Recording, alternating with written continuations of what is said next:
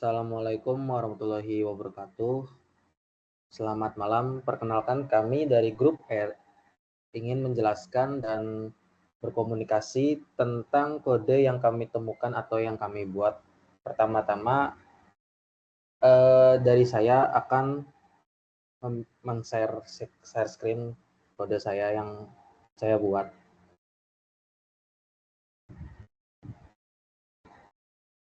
Nah, jadi kode yang saya buat itu terdiri dari 3 bahasa yang berbeda. Yang pertama itu ada pada Blazor DB Context atau saya membuat file tersebut dengan nama mywebdbcontext. Ini source code-nya. Nah, akan kita jelaskan nanti. Akan kita jelaskan nanti. Untuk deskripsi umumnya, kelas untuk membuat entity pada local database. Membuat table column karena menggunakan MS SQL dari Microsoft sebagai database. Terus untuk fungsi utamanya, inisialisasi entity database.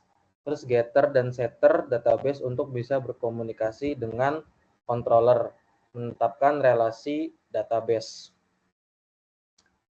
Jadi ini untuk codingannya. Nah, jadi kita ini pertama adalah import terlebih dahulu library dari Blazor. Apa itu Blazor? Blazor adalah web framework dari Microsoft. Nah, ASP.NET, pakainya .NET. Jadi kita Microsoft, terus Entity Framework, kita import, habis itu ini adalah package saya sendiri, itu untuk import model dan prosedur sebagai service atau interface buat database-nya. Jadi di sini dengan nama kelas mywebdbcontext dengan menginheritance dbcontext dengan konstruktor default konstruktor adalah tidak diset atau dibuat default. Dengan overloading konstruktor juga diisi kosongan saja karena dia menginheritance base dari option dari mydbweb dari db context option. Di sini kita menambahkan getter setter yaitu dengan keyword dbset karena kita akan mengset kolom setiap database. Ini ada brand tree, brand group, brand kategori, brand classification, brand trademark, dan ada brand ini adalah root dari kolom-kolom ini. Berarti bisa disebut juga ini adalah parent dari DB ini. Terus kita ada public overriding method from DB context. Jadi ini adalah seperti try catch apabila option boiler tidak terkonfigurasi atau bernilai false, ini dikosongkan karena tidak dipakai. Terus habis itu ada yang namanya override on model creating. Jadi ini adalah overriding method dari DB context untuk kan kita sudah mengset DB-nya. Nah, kita belum mengset si entitas dari tabel tersebut atau dari kolom tersebut. Nah, jadi di sini ada model builder titik entity brand tree. Jadi Hasnoki adalah lebih ke arah relasi. Dan di sini ada juga ada brand property ie.price. Nah, ini adalah sebuah format, jadi format penulisan. Terus habis itu di bawahnya adalah partial void on model creating partial. Ini splitting, kode splitting buat on model creating. Ini juga nggak usah diperlukan sebenarnya, juga nggak apa-apa, tapi secara by default dari Blazor-nya. Yang kedua adalah golang pakai bahasa Golang yaitu search employee by name. Deskripsi umum, sebuah function untuk mencari karyawan sesuai nama mereka. Apabila nama karyawan tersebut ada pada list, maka akan ditampilkan details dari karyawan tersebut. Fungsi utama mencari karyawan sesuai nama mereka menggunakan algoritma sequential search. Contoh penggunaan di sini ada di controller, ada di package controller di Golang. Jadi controller titik search employee by username, dan ini adalah input output formal parameter buat model si employee, dan model titik n employee ini adalah max array-nya. Catatan, search employee by name ini menggunakan arsitektur MVC, model, view, dan controller. Maka pemanggilan search employee by username yaitu menggunakan keyword controller, karena semuanya ini termasuk controller. Jadi search employee by username ini ada di package controller. Makanya pemanggilannya pakai nama package baru nama fungsinya. Ini ada di sini codingannya. Nah, jadi function search employee by username dengan parameter model, terus habis itu ada model tab employee. Jadi tab employee itu adalah sebuah nmax. Di sini saya ngeset variabel isFound dengan bernilai false. Itu adalah global state pada function scope-nya. Terus habis itu ada table, ini menggunakan library table pada Golang, yaitu dengan ini adalah ID dengan username, password, admin, manager, name, short name, bio. Di sini saya menggunakan library yang namanya pterm untuk styling saja, untuk styling agar lebih bagus. Jadi di sini print default section, atau kita bisa disebut juga teks pada section. Terus ini adalah teks input dengan pterm library juga. Jadi kita buat modelnya dulu dengan menggunakan nama variabel username dan dimasukkan komponen dari ptermnya. Terus kita buat loop i sama dengan 0, i kurang dari t. T-nya ini dari tab employee, dari nmax array. If, lib titik compare ignore case. Jadi saya menggunakan bikin library sendiri untuk membandingkan dua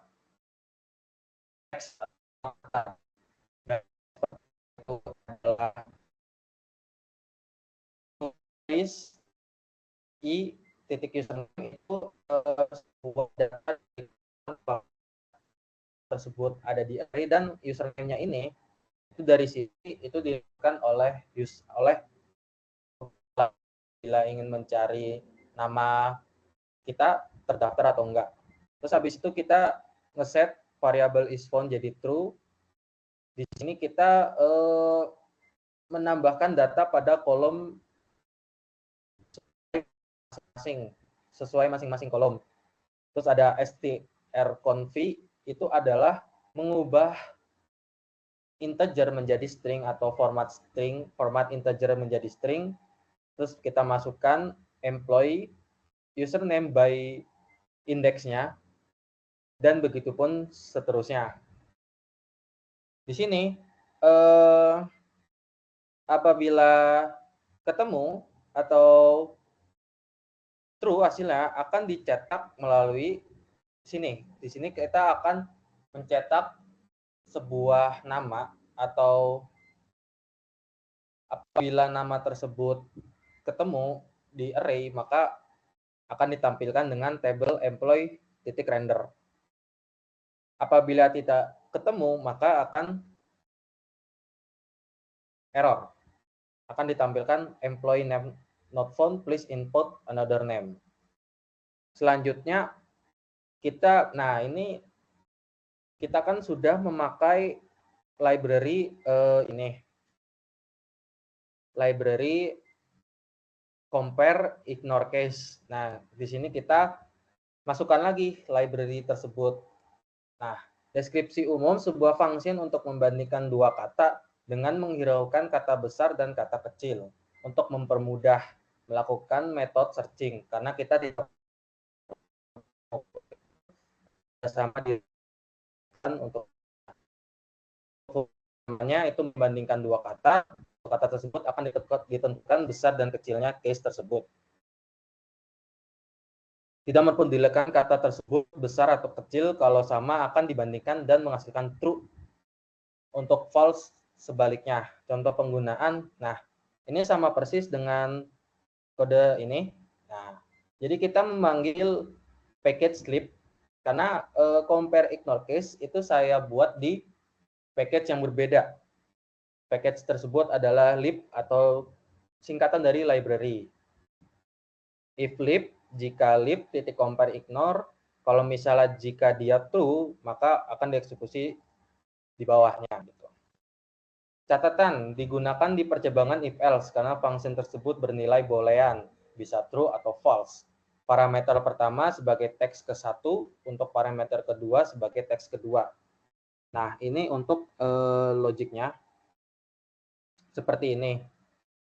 Jadi, kita masukkan ke package lib, terus habis itu kita masukkan, kita buat dengan nama function compare ignore case dengan S1 sebagai teks pertama dan S2 sebagai teks kedua, dan return type-nya adalah boolean.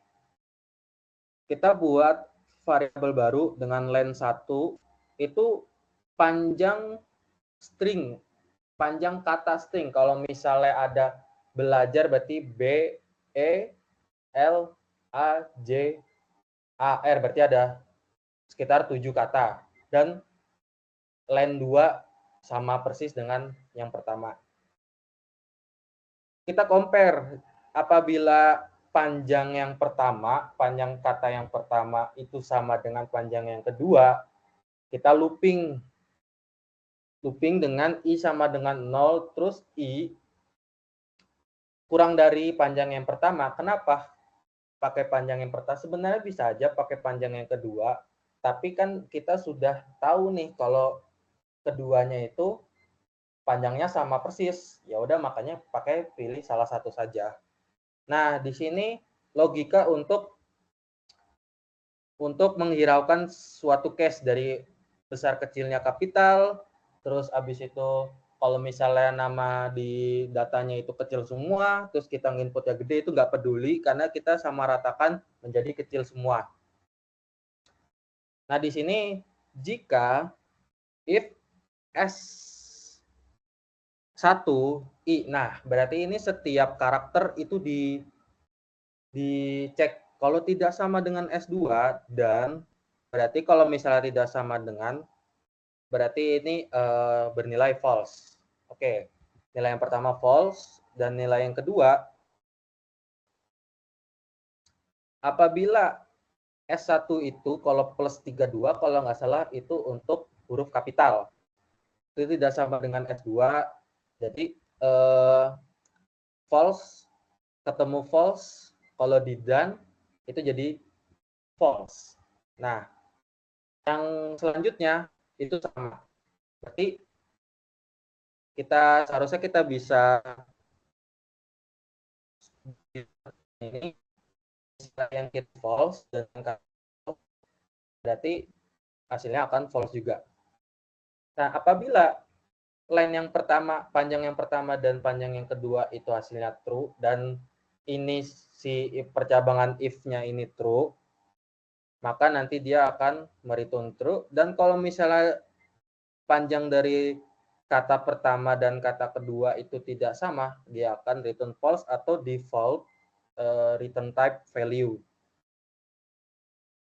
Oke, kode yang terakhir saya menggunakan Swift dengan add to do view sebagai page. Deskripsi umum, sebuah struct untuk view add to do dengan menginheritance atau melakukan pewarisan dengan view sebagai parent class. Fungsi utama pada page tersebut adalah membuat to-do baru, terus habis itu navigation view, terus sebagai page baru. Contoh penggunaan, otomatis kedetek oleh si view UI sebagai view atau page baru dengan meregister pada stroke baru seperti ini. Nah, catatan sebagai view baru untuk menambahkan to-do list. Ini adalah codingannya.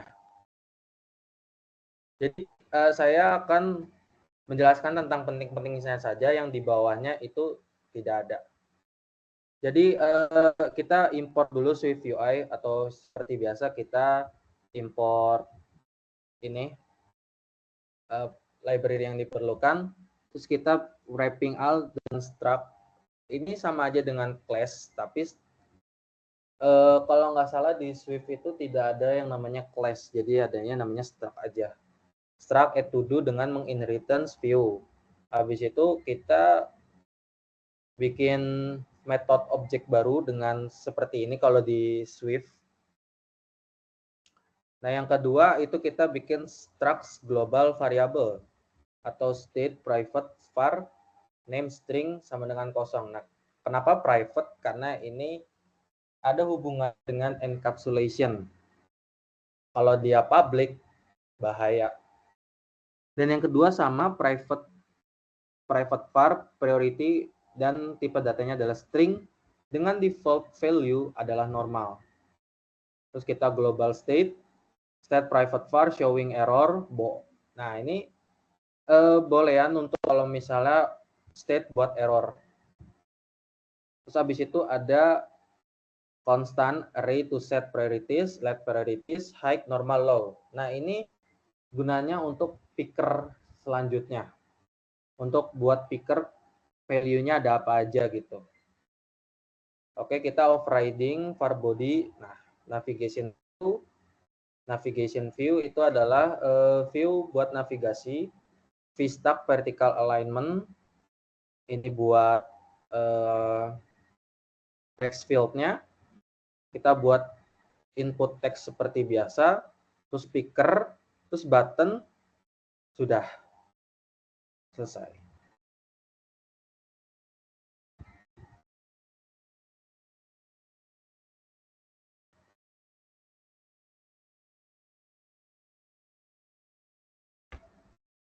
Oke, untuk Rafa ada pertanyaan? Oke, terima kasih sebelumnya Pak Dira. Cuma mau mastiin aja, jadi untuk kode kelas yang terakhir itu fungsinya hanya untuk UI page gitu doang ya? Berarti. Iya, UI page sama dia itu ada, kalau pernah pakai React.js kan kita jadi satu ya antara logic sama view-nya. Jadi ya itu sama persis sih. Jadi setiap view, setiap komponen itu memiliki logic yang berbeda dalam satu file, tidak dipisah gitu. Oke. Itu cukup sih. Oh ya udah. Nah, sekarang giliran Rafa untuk mempresentasikan kode. Oke, bentar.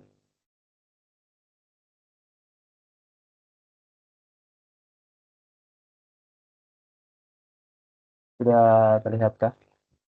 Terlihat. Oke, jadi saya mulai. Selamat malam semua. Di sini saya ingin presentasikan kode yang telah saya buat sebelumnya. Jadi di sini saya ada membuat program sederhana untuk sebenarnya hanya CRUD sederhana untuk list dari nama-nama Pokemon serta atributnya gitu. Oke, mulai aja langsung dari yang pertama, dari read-nya dulu. Di sini by the way saya menggunakan Java dengan editornya NetBeans. Nah, jadi yang pertama ini saya melakukan import dari ArrayList, import ArrayList dari Java-nya menggunakan util. Jadi saya memanggil class read-nya ini pakai static supaya nggak perlu instansiasi lagi kayak objek-objek yang lainnya gitu. Jadi tinggal langsung panggil read.show Pokemon aja di mainnya nanti. Nah, masuk ke functionnya di sini cuma function show biasa sih, ngeprint sebenarnya. Jadi intinya dia ngambil list dari array list Pokemon yang udah dibuat di awal, kemudian bikin for loop, bikin for each di sini. Jadi setiap objek Pokemon yang ada di array list Pokédex-nya bakal di output sesuai dengan atribut-atribut yang ada di atribut objek Pokemon-nya. Deskripsi umumnya, kelas untuk menampilkan data seluruh elemen dalam list Pokédex, ya fungsinya untuk menampilkan data dari seluruh objek Pokemon dalam list. Untuk penggunaannya bisa read.show Pokemon dalam kurung Pokédex ini nama listnya, list Pokédex. Oke, mungkin selanjutnya ada update elemen. Nah, update elemen ini kalau misalnya deskripsinya dulu deh. Kelas untuk memperbarui sebuah elemen berdasarkan nama elemen yang dicari dalam list Pokédex. Nah, jadi fungsinya ini untuk kayak kita mau mengubah data dalam listnya. Kemudian kita masukin spesifikasi nama objek apa yang mau diganti gitu. Nah, kalau kita lihat di sini, sama saya pakai static juga. Jadi dia bakal ngelakuin melakukan loop di dalam list Pokédex-nya. Dia akan ngecek apakah si nama Pokemon yang dicari ini ada di dalam listnya atau enggak. Nah, kalau misalnya ada ini di Pokemon.getName.equals ignore case name-nya ketemu, itu true, maka dia bakal ganti seluruh entry data, seluruh properti data dari objek tersebut, mulai dari name sampai statnya kayak HP, attack, dan defense. Nah, kemudian bakal keluar notifikasi pesan kalau data Pokemon yang kita cari, yang ingin diubah itu berhasil diperbarui. Nah, kalau misalnya for loop-nya sudah selesai dan ternyata nggak ketemu, maka dia juga akan ngeluarin pesan bahwa Pokemon-nya nggak ketemu di dalam si list-nya gitu. Untuk penggunaan di main-nya tinggal nama kelasnya di nama fungsinya update Pokemon dengan parameter ini nama array-nya, kemudian nama Pokemon yang ingin diubah, sama entry data baru yang akan merubah data lamanya. Oke, kemudian masuk ke yang ketiga, sorry, ke delete element. Nah, ini tuh kelasnya fungsinya untuk menghapus data elemen dari objek Pokemon sesuai dengan nama yang dicari. Sama kayak tadi, cuma ini buat menghapus elemen. Nah, lihat di sini dia bakal ngelakuin perulangan pakai for loop menggunakan indeks i-nya. Kita deklarasi dulu indeks i-nya 0 sampai size panjang si listnya. Nah, kalau misalnya ketemu di sini Pokédex.get indeks nama Pokemonnya sama kayak di parameter yang kita masukin, maka dia langsung nge-remove dari si listnya, dari dalam listnya. Pokédex.remove i sesuai dengan indeks yang pas ketemunya. Kemudian akan keluar pesan bahwa Pokemonnya berhasil dihapus. Nah, sama seperti tadi, kalau misalnya loop-nya selesai sampai akhir, tapi namanya nggak ketemu, maka akan ngeluarin pesan bahwa Pokemonnya nggak ketemu dalam list-nya. Nah, untuk yang terakhir, create element, ini untuk nambahin data entry Pokemon baru ke dalam list array. Di sini sebenarnya gampang sih, tinggal masukin fungsinya, kemudian Pokédex.addPokemon, ini tuh nama array list-nya, terus tinggal .add, terus masukin data Pokemon yang ingin dimasukkan. Nah, kalau udah berhasil ditambahkan, dia akan muncul nama, dia pesannya kayak Pokemon berhasil ditambahkan gitu. Ini contoh penggunaannya create.add Pokemon, eh, tujuannya ke array list Pokédex, terus create object new Pokemon, ini Pokemon sama statnya. Mungkin dari saya itu sih 4 kelasnya. Mungkin dari Caldera ada pertanyaan. Oh, berarti ini asumsikan modelnya udah tercreate gitu ya, udah Iya, dibuat. asumsi modelnya sudah di-create. Kita punya daftarnya terus mau masukin ke data gitu, ke list. Bagus, bagus. Mantap. Terima kasih. Cukup clean code. Udah sih, paling itu aja lah ya dari saya gitu. Oke, kalau gitu cukup sekian juga dari saya. Kurang lebihnya mohon maaf. Bismillah, mohon maaf sebelumnya untuk video saya terpisah karena ada beberapa kendala. Saya akan mempresentasikan codingan saya di video ini. Bismillahirrahmanirrahim, saya Muhammad Azki Abdul Malik akan mempresentasikan 4 code class. Yang pertama ada anima, ini yaitu deskripsi umumnya yaitu merepresentasikan hewan dengan atribut umur dan jenis. Kemudian fungsinya ada menginisialisasi umur dan jenis hewan. Nah, ini codingannya yaitu ada private integer age menyimpan umur hewan, lalu ada yang menyimpan jenis hewan, kemudian ada konstruktor untuk menginisialisasi umur dan jenis hewan. Kemudian ada untuk mengatur umur jenis hewan, this age, dan mengatur jenis hewan. Kemudian ada getter untuk menambahkan umur hewan, return age untuk mengembalikan umur hewan. Lalu setternya untuk mengatur umur hewan. Kemudian ada getter untuk mendapatkan jenis hewan. Nah, di sini ada mengembalikan jenis hewan. Lalu setternya untuk mengatur jenis hewan. Kemudian ada metode untuk membuat hewan berlari. Nah, ketika sistem out print ln, maka akan menampilkan pesan saat hewan berlari. Nah, ini contoh penggunaannya itu buat objek, kemudian dapatkan umur, ubah jenis hewan, dan panggil metode berlari.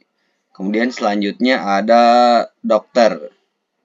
Nah, dokter itu deskripsi umumnya untuk merepresentasikan seorang dokter menyimpan informasi tentang nama dan departemen tempat dokter tersebut bekerja. Fungsinya yaitu menginisialisasi objek dokter dengan nama dan departemen. Nah, ini dia kodenya. Public class dokter, lalu ada private string name untuk menyimpan nama dokter, dan private string departemen untuk menyimpan departemen dokter. Kemudian ada konstruktor untuk menginisialisasi nama dan departemen dokter. Nah, lalu ada untuk mengatur dokter, untuk mengatur departemen dokter. Lalu selanjutnya ada getter untuk mendapatkan nama dokter. Kemudian return name untuk mengembalikan nama dokter. Kemudian dari setter itu untuk mengubah nama dokter, mengatur nama dokter dengan yang baru. Lalu ada getter untuk mendapatkan departemen dokter. Kemudian return departemen mengembalikan departemen dokter. Lalu ada setternya untuk mengubah departemen dokter. Di departemen sama dengan departemen, yaitu mengatur departemen dokter dengan yang baru. Lalu ada metode untuk merawat pasiennya.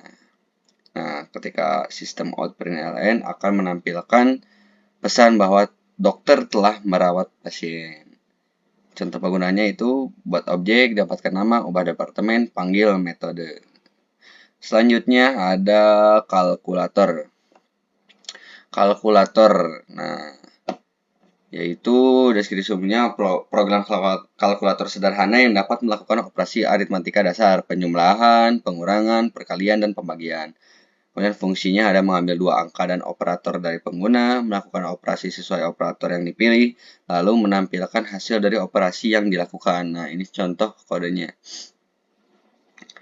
Nah, untuk fungsi utamanya yaitu public static void main string args, lalu ada double num1 dan num2 itu menyimpan dua angka. Lalu ada mengambil input dari pengguna, kemudian sistem outputnya akan menampilkan masukan angka dan nanti akan diisi oleh pengguna. Lalu ada mengambil input 61 sama dengan SCNext double dan 62 juga sama. Lalu akan mengeluarkan tampilan masukan operator nanti pengguna yang mengisi. Kemudian lalu ada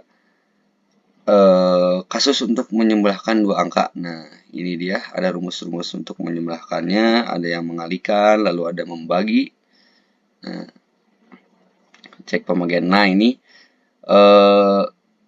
jika 0 maka akan menampilkan tidak dapat membagi dengan 0. Jadi keluar dari fungsi jika pembagian dengan 0.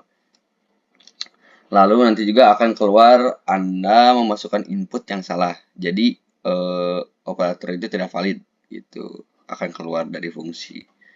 Nah, nanti pun akan keluar hasilnya, menampilkan hasil akhir. Cara penggunaannya juga sama seperti yang di atas, tidak jauh beda. Jalankan program, lalu masukkan dua angka, masukkan operator plus, min, kali, dan bagi. Hasil dari operasi akan ditampilkan. Program menangani pembagian dengan 0 dan input yang tidak valid. Kemudian yang terakhir ada sort. Nah, sort ini yaitu deskripsinya untuk mengurutkan elemen dalam array. Lalu fungsinya mengurutkan elemen array, mencetak elemen array, dan mengatur alur program dan input. Nah, ini dia contoh kodenya. Yang pertama ini ada metode untuk mengurutkan array. Nah, integer n sama dengan a untuk menyimpan panjang array, lalu ini untuk mendeklarasi variabel. Lalu di sini ada looping untuk setiap elemen dalam array. Nah, ini tuh untuk mengatur indeks terkecil, lalu looping untuk menemukan elemen terkecil. Nah, ini adalah A. P lebih besar dari A, J jika elemen saat ini lebih kecil. Nah, P sama dengan J, perbarui indeks terkecil. Kemudian di sini ada tukar elemen terkecil dengan elemen pada indeks. Nah, kemudian di sini ada metode untuk mencetak elemen array. Nah, ini dia. Di sistem outprint akan menampilkan ini dan mencetak elemen. Lalu ada metode utama untuk menjalankan program. Nah, ini mendeklarasi variabel untuk jumlah elemen dan indeks. Lalu ada membaca input dari pengguna. Nah, ini. Kemudian ada metode untuk mencetak elemen array. Lalu, nah ini untuk mencetak ya, sistem outprint. Nah, nanti akan mencetak. Lalu ada metode utama untuk menjalankan program. Kemudian ada untuk mendeklarasi variabel lagi untuk jumlah elemen dan indeks. Kemudian ini membaca input dari pengguna. Lalu, nah ini masukkan add meminta pengguna memasukkan jumlah elemen. Nanti sistem akan menampilkan seperti ini. Lalu pengguna memasukkan gitu jumlah elemen. Kemudian ada membaca jumlah elemen. Lalu ada untuk membuat array dengan ukuran n. Nah, kemudian meminta pengguna memasukkan elemen lagi nih. Nah, lalu akan membaca elemen ke dalam array. Nah, terus ada sistem outprint ln elemen dalam array untuk menampilkan elemen sebelum pengurutan. Nah, di sini tuh ada memanggil metode untuk mencetak array-nya dan mengurutkan array-nya. Lalu sistem akan mengeluarkan elemen setelah pengurutan, menampilkan elemen setelah pengurutan. Jadi itu hasilnya ya. Lalu yang terakhir memanggil metode untuk mencetak array. Nah, itu dia hasilnya di bawah. Lalu contoh penggunaannya, jalankan program, masukkan jumlah elemen, masukkan elemen, lihat hasil pengurutannya nanti di akhir. Oh iya, ini menggunakan bahasa Java. Bahasa Java. Jadi sekian presentasi dari kelompok kami. Mohon maaf apabila masih banyak kekurangan. Ditutup dengan doa. Rabbana atina fid dunya hasanah wa fil akhirati hasanah wa qina adzabannar. Assalamualaikum warahmatullahi wabarakatuh.